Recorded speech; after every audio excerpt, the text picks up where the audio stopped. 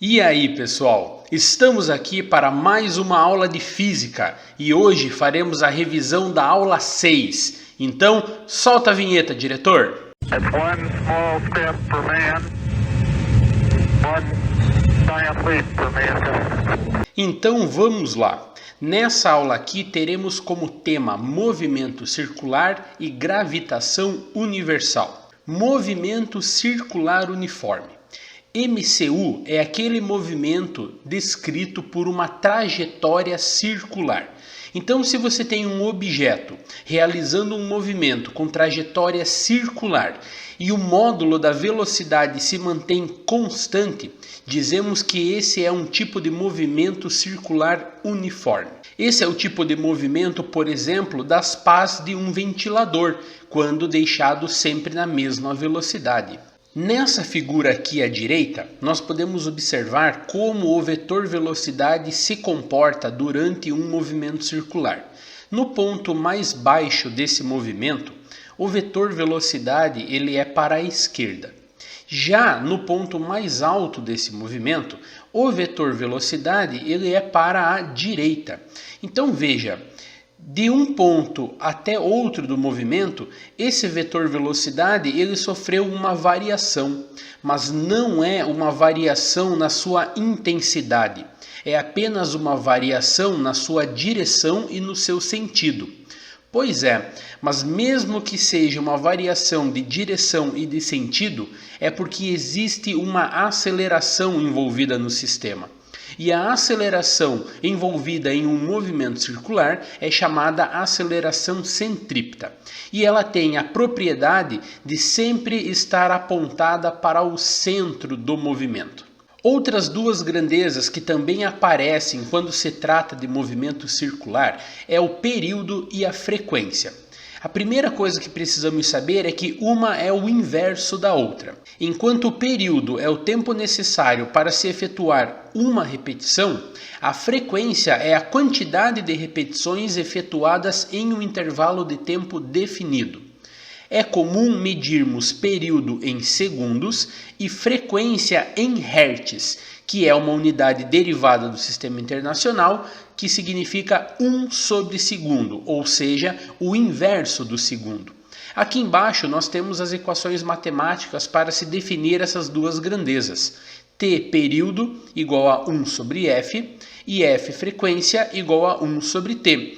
Veja, as equações demonstram para nós que essas grandezas são inversas entre si. No movimento circular, nós temos ainda mais um tipo de velocidade, chamada de velocidade angular. Então aqui é importante diferenciarmos uma da outra. O V nós chamamos de velocidade linear e o ômega, que é essa letra grega aqui, significa velocidade angular.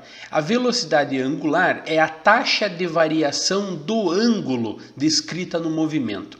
Então, por exemplo, para você ir do ponto 1 ao ponto 2 dessa trajetória circular, você percorreu um determinado ângulo. Fazendo a razão entre o ângulo percorrido e o tempo gasto para percorrê-lo, nós temos então a velocidade angular de um movimento. Como vimos anteriormente, nós temos basicamente duas maneiras de se medir tempo: período e frequência. Então nós podemos descrever a velocidade angular em função dessas duas grandezas. Fazendo uma série de substituições, teremos que ômega é igual a 2π sobre t ou ômega igual a 2πf.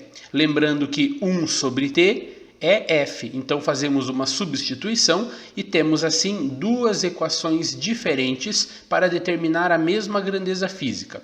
Isso é uma coisa boa, pois você tem uma variedade maior de caminhos para resolver um problema. Temos aqui então o nosso primeiro exercício. Uma roda d'água efetua 8 voltas em 25 segundos. Sabendo que o raio da roda da água é 0,5 metros e utilizando π igual a 3, determine a velocidade linear da roda em metros por segundo. Então, o primeiro passo é determinarmos a velocidade angular. No enunciado da questão, é dito que essa roda da água efetua 8 voltas em 25 segundos. Isso que está sendo dado é a nossa frequência. 8 voltas em 25 segundos. Então basta fazer 8 dividido por 25. Justamente o que nós temos aqui na nossa equação. 8 dividido por 25 vezes 2π. Substituindo π por 3, fica 8 vezes 2 vezes 3 dividido por 25. Realizando essas operações matemáticas, resultado 1,92 radianos por segundo. Essa é a unidade de velocidade angular do Sistema Internacional, radianos por segundo. Utilizando esse valor, determinamos agora a velocidade do movimento por meio de uma equação que até agora não foi apresentada para vocês, mas ela está aqui. V igual a ômega-r, onde ômega é a velocidade angular, r é o raio do movimento e v é a velocidade linear. Substituindo o ômega e o r dado no enunciado, temos que v é igual a 1,92 vezes 0,5. V igual 0,96 metros por segundo.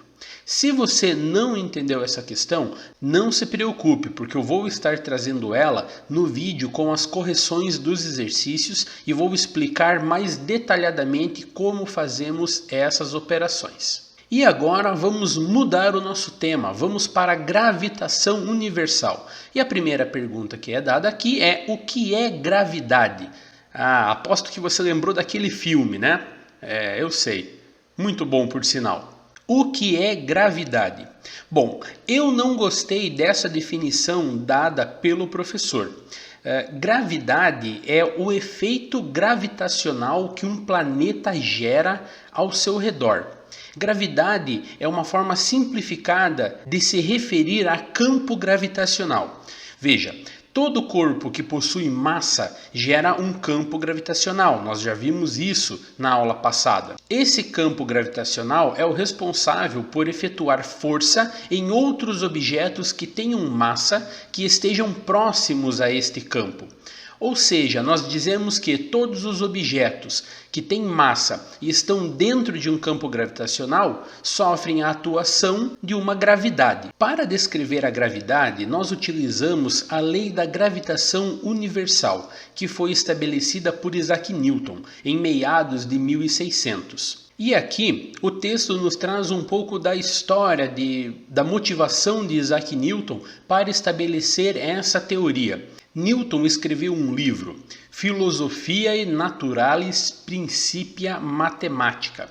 Nesse livro, ele estabeleceu as 3 leis de Newton, conhecidas e famosas até hoje, a lei de gravitação universal e estabeleceu uma ferramenta matemática para que fosse possível determinar estas leis, chamada de cálculo. Newton se baseou nas leis de Kepler, que tinham sido estabelecidas um pouco antes, para solidificar a sua ideia sobre lei de atração entre corpos. A lei da gravitação universal estabelece a relação de força exercida entre corpos que possuem massa. E essa lei de força ela é dada por F igual a G, que é uma constante de gravitação universal, vezes a massa de um corpo vezes a massa de outro corpo, dividido pela distância entre esses dois ao quadrado. O que nós precisamos entender com esta equação?